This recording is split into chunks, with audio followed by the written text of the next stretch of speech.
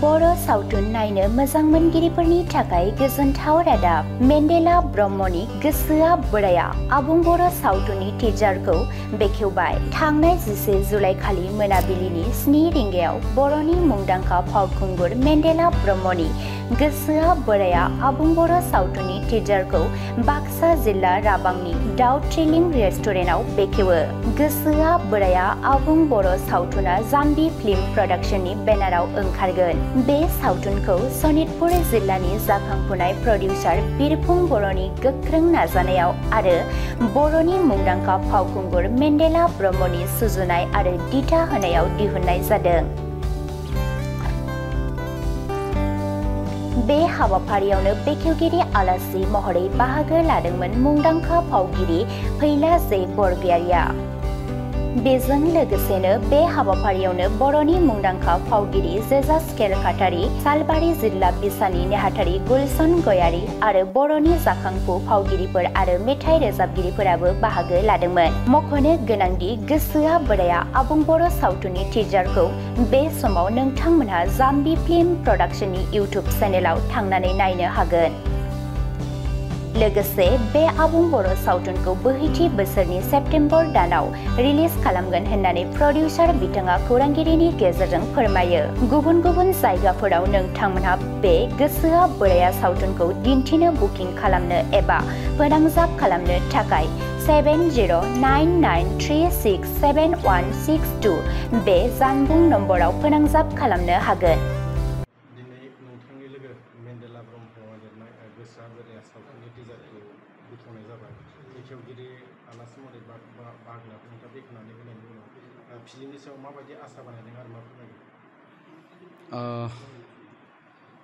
जाम्बी film production ससाइटिनि बेनाराव गोसोआ बोराया बे सावथुनखौ शुटिंनिफ्राय लानानै जेसेबांखिनि हाबाफारि दंमोन फ्राय गासिखौबो फोजोबफ्रामबाय। दा आसा खालामदों बेखौ आगष्टनि गेजेरावनो रिलिज होनायनि थाखाय।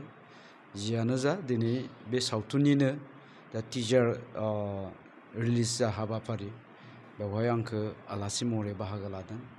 जायखिजाया मेन्डेला बिथांनि लिरनाय आरो डाइरेक्सन होनाय माने आंबो एसे आर्टिस्ट हिसाबैब्लाबो माने मस्ट एगारलि वाइटिं थारमाने आङो माने नेनानै दङ। दा बिथाङा निस्सय बिथांनि दैदेननायाव बिथांनि सुजुनाय नैबे सावथुना खोब मोजां जागोन। आङो जिखिनि आंनि रल लाबाय बे रलखौ लानानै खारन आं गावनो माने भेरि हाइलि सेटिसफाइड। आसा खालामदों बे सावथुना बयबो रायजो राजानि अनसायनाय मोनगोन। मानोना बे सावथुनाव माखासे जोंनि समाजनि मेसेज दङ। लाइमोनफोरनि थाखायबो मोजां माखासे माने मेसेज दङ। थिग बेबायदिनो समाजाव जाफ्लेबाय थानाय जोंनि माखासे समाज बेरेखा फिसा फिसा जाथाय बेफोरखौ लानानै बे सावथुनखौ दिहुननाय जादों। आसा खालामो बे सावथुना जाहाथे जाफुंसार जायो। जिहेतु बर'फोरनि गेजेराव गोबां सिनेमा हल गैया, गोबां सावथुन दिहुनगिरि दिथागिरि गोबाङानो जाहामेलाव गोग्लैना दंमोन। नैबे बुब्लियाव बिटिआर सरकारा मोनब्रै सिनेमा हल जों बेखेवनायखौ नुनो मोनदों। आरो बियो माबायदि आवगायबावनांगोन होननानै सानदों? नंगौ, जोंहा सावथुन दिन्थिनो थाखाय मोजां प्लेटफर्म गैया। जोंहा गोदोनिफ्राय ट्रेडिसनेलि जोङो जिबायदि श' खालामबोबाय थादों, गामि गामि थांनानै खना खनला जायगाफ्राव थांनानै जे पेन्डेल खानानै जि श' खालामनाय बेबायदिनो खालामबोबाय थादों। आं आंनि एक्सपिरियेन्सजों बुंगोन दिनैनि दिनावहाय बेफोरबायदिनि गेजेरजोंबो माने 100निफ्राय 200सिम मोजां सावथुन दिहुनोब्ला माने पेन्डेलखौ मोनो 200+। जियानो जा खिन्थु बेखिनिया जोंनि थाखाय साफिसियेन्ट नङा। मानोना गासैबो मानसिया बेबायदि फुजाथिलियाव थांनानै सिनेमा नायनो लुबैया बा नाया। दा ओंखायनो जोङो बड' सिने आर्टिस्ट एस'सियेसना गोलाव समनिफ्राय सिन्था खालामबोनानै जोंनि जि बिटिआर सरकार बे बिटिआर सरकारखौ नारसिनबोबाय थादोंमोन। सिगांनि गभर्नमेन्टखौबो जोङो नारसिनबोबाय थादों, खावलायबोबाय थादोंमोन। गमामायै जोंनि खावलायनाय बायदियै दिनैनि जे बिटिआर गभर्नमेन्ट मानगोनां बिथां प्रमद बर' सारनि दैदेननायावहाय गिबि खोलोबनि थाखाय गंद' सिनेमा हल लुगासिनो दङ। दा बिनिनो थांनाय माने जुन दाननि 30 खालाराव सेरफांगुरियाव जि लुफुंनाय सिनेमा हल बेखौ आबुङै बेखेवनानै होनाय जाबाय। आरोबाव फैगौ माने आगस्ट दाननि गेजेराव 15 आगस्टनि सिगां गसाइगावनि जा सिनेमा हल बे सिनेमा हलखौबो बेखेवनो थांगासिनो दं। बेनि उनावहाय जोंहा नैबे बाक्सानि सिमलायाव दङ गंसे, बेखौबो बिनि उनाव बेखेवनो नाजानाय जादों। आरो बेनि उनावहाय रौतायाव दङ, रौतानिखौबो बेखेवनो थाबैनो बेखेवनो नाजागोन। आरो बेनि उनावहाय बागानपारा आरो रुनिकाटा दङ। आसा खालामदों बे गंद' सिनेमा हला जानायनि उनावहाय जायफोरा माने बर' सिनेमाखौ नायनो गोसो जानानैब्लाबो मोजां मोनसे जायगा मोनैनि थाखाय अर्थात प्लेटफर्म मोनैनि थाखाय नायनो मोनाखैमोन, बिथांमोना नायनायनि सुबिदाखौ लागोनो हागोन। आरो बेजों लोगोसे जोंनि प्रडिउसारफ्रा नैबे सिनेमा हलनि गेजेरजों माखासे माने जा खाबु बे खाबुखौ लानो हागोन। मानोना जोंहा सिनेमाखौ दिहुनखांनायनि उनाव गोबां प्रडिउसारफ्रा जिखिनि सिनेमायाव खरसा खालामबाय बेखौ बोखांफिननायाव खोब उसुबिदा जायो।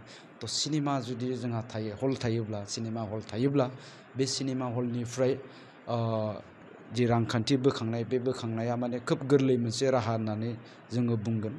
तो बियो जोंनि सावथुन दिहुनगिरिफोरनि थाखाय बा गासिबो महरगिरिफोरनि थाखाय बिराद गेदेर मोनसे बिहोमा जानानै थागोन सिनेमा हला। आरो बिनि उनावहाय गंद' सिनेमा हलखौ लुखांनायनि उनावहाय बिटिआरनि मानगोनां CM प्रमद बर'आ बुंनाय बायदिब्ला नैथि खोलोबनि थाखाय आरोबाव माने गंद' सिनेमा हलखौ लुफुंनो नाजानाय जागोन। दा जोंहा जिहेतु सनितपुर, गहपुर आरो बिश्वनाथ बेफोरबो जोंनि बिटिआरआव हाबसनबाय हिसाबै आरो एसे जोङो फिल्म प्रडिउसार, डाइरेक्टर बा आर्टिस्ट हिसाबै जोंहा माने माखासे जोंहा नलेज दङ, एक्सपिरियेन्स दङ। सानजाथिं थानाय जि गहपुर, सनितपुर, बिश्वनाथ बेफोर जायगायाव गोबां जोंनि बर' मानसिफोर सिनेमा नायग्रा बा सिनेमा अनसायगिरिफोर दङ। बिनि थाखाय गोबां माने मोजां सिनेमा हल लुथावनाय जायगाफोरबो दं। बेफोर मोनफ्रोमबो जायगायाव सिनेमा हलखौ लुनो नाजागोन होननानै जोंनि मानगोनां बिटिआरनि CM बिथाङा जोंनो फोरमायदों। आरो नैथि खोलोबनि थाखाय जा लुफुंनो गोनां सिनेमा हल बे सिनेमा हलखौ बे साइडखैजायबो लुनाय जागोन होननानै बिथाङा जोंनो फोरमायदों। निस्सय जों आसा खालामदों जों लुबैनाय बायदि मोनफ्रोमबो जायगायाव जि जायगायावहाय लुथावनाय सिनेमा हल जाथावनाय जायगा बे मोनफ्रोमबो जायगायाव जुदि जोंनो बे सिनेमा हलखौ खालामनानै होनो हायोब्ला जोंनि जिथु आसा जे बर' सावथुनखौबो जोङो गुबुन हारि माहारिनि बायदि गोजौ थाखोनि खालामनो बा बेखौ जोङो नेसनेलनिफ्राय इन्टारनेसनेलसिम लांनायनि थाखाय जि जोंनि आसा, बे आसाया थारैनो जाफुंसार जागोन। जों बेखौनो आसा खालामगोन। माबायदि थुलुंगानि फुंखा जागोन होननानै नोंथांमोना आसा थिदों? बेनो आङो दहाय एसे सिगाङावनो बुंनाय बायदि जोंहा सावथुन दिन्थिनो थाखाय मोजां प्लेटफर्म गैया। आरो जाय प्लेटफर्म गैयिनि थाखाय जोङो नांनाय बायदि जिखिनि जों खरस खालामदों बेखौ बोखांफिननो हाया। आरो बोखांफिननो हायिनि थाखायनो जोंनि माखासे प्रडिउसारफ्रा बांद्राय माने इनभेस्ट खालामनानै सावथुन दिहुननो हाया। आरो जायनि थाखाय जोङो गोसो दङब्लाबो बा टेलेन्टआ दङब्लाबो गोजौ मानदान्दानि सावथुन दिहुननो हाया। स' बेखिनि सिनेमा हला जाफुङोब्ला निस्सय जोङो गोजौ थाखोनि सावथुन दिहुननानै जोंनि बर'नि जि माने आसार खान्थि हारिमु बेफोरखौ जोङो गुबुननोबो गुबुन हादरावबो मिथिहोनो हागोन। जायखिजाया जाम्बि फिल्म प्रडाक्सननि आन्दाराव जोङो माने गोसोआ बोराया होननाय मोनसे सावथुन बावैसो शुटिं फोजोबखांबाय। आरो बेखौ जोंहा प्रडाक्सनाथ' माबानिफ्राय जाहैबाय सनितपुरनि। आरो बेखौ जोंहा लिरदों आरो डाइरेक्सन होदों माने दिथा होदों जोंहा मेन्देला ब्रह्म, बयजोंबो सिनायजाखानाय। बेनिनो दिनै फिसायै जोङो माने टिजार रिलिज खालामदोंमोन। बेवहाय जोङो हांख्रायनानै आलासि महरै लाबोदोंमोन जोंहा मानगोनां फैला बरगयारि आदा। बिथाङा गावबो नैबे सावथुनाव फाव खालामदों। बिथांनि आखाइजों जों दिनै बेवहाय टिजारखौ रिलिज होनाय जायो। आबुं सावथुनखौ माब्ला नुनो मोनगोन? ओरैनोथ' सेप्तेम्बरसोआवलागै रिलिज जागोन। आरो बेनि उनावनो मार्केटनि थाखाय हगारना होनाय जागोन। आरो नोंथांनि नोजोराव बेनि गुबै आयदाया थिमा माबायदि? बेवहाय मोनसेखौल'थ' बुंनो हानाय नंला। आरो बेबायदि जुदि बुङोबा ससियेलखौनो बुंनांगोन जोङो। जोंनि बर' समाजाव दासिम नैबे दा प्रेजेन्ट सिटुवेसन जिथु प्रेजेन्ट इनभाइरनमेन्ट सोलिबाय दङ, माने सेंग्रा सिख्लानिफ्राय जागायनानै बोराय बुरिसिम माखासे जिथु समाजाव सोलिबाय थानाय जेंना जेंसि बेफोरनि बागै नैबे सावथुना माने आबुं महर होनो नाजादों आरो बेवहाय गासै माने जोंनि बर' समाजनि बेफोर माखासे जिथु माने दा ओरैबायदि मोनसे इस्यु जानानै दङ जायफोरखौ जों मेगनजों सानफ्रामबो नुबाय थायो जोंनि सानफ्रोमबोनि जिउआव बेफोरखौ लानानै नैबे सावथुनखौ एसे नोजोर बोनाय जादों आरो नायगिरि बिथांमोना निस्सय नायनानै मोजां मोनगोन होनना आसा खालामदों। समाजाव माबायदि सांग्रांथि लाबोनो हागोन बायदि? गोबां दङ जोंहा मेइन इस्यु हिसाबै दा जेरैहाय माने ड्राग्सनि इस्युखौनो ला उन्दै उन्दै गथ'फोरनि आरो बाखि माखासे जायफोर माने एन्टि ससियेल एक्टिभिटिस जोंनि गेजेराव जायो माखासे खारनाय लांखारनाय बा माने लोगोसे जोंनि माने पलिटिकेलिबो खायसे बिथिंफोराव जेरैहाय जोंहा माखासे इस्युफोर दङ जोंनि बिग्रायारि हान्जाफोरनि खायसे इस्यु स' बेफोरखौबो लानानै बेवहाय नोजोर बोनाय जादों आरो सावथुननि गेजेरजों बेफोरखौ जेरैहाय हायो जिबायदि हायो बेबायदि फोसाबनो नाजानाय जादों। बयबो नायजानाय न'खराव नायजानाय मोनसे सावथुन बेनिखायनो आं बयखौबो खावलायो रायजो राजा बिथांमोना बयबो नाय निस्सय नोंथांमोना नायनानै मोजां मोनगोन आरो माबा मोनसेबाबो नोंथांमोना नैबे सावथुननिफ्राय सोलोंनो हागोन बेखौ आसा खालामो। नोंथाङा बे सावथुनाव मा रल लादों? आंथ' बे सावथुनावथ' आंनिया रला माने मोननै होनना बुंनांगोन मोनसेयाव जायखिजाया पजिटिभआनो आरो आं मोनसे माने मा बुंगोन बेखौ जायखिजाया पजिटिभ रल बाखिखिनिखौ आं बुंथ'नो गोसो गैया जायखिजाया रायजो राजा बिथांमोना सावथुनखौ जेब्ला नायगोन अब्लाना मिथिगोन। मोनसे डायलग नांथ'लायला गोसोआव गैया।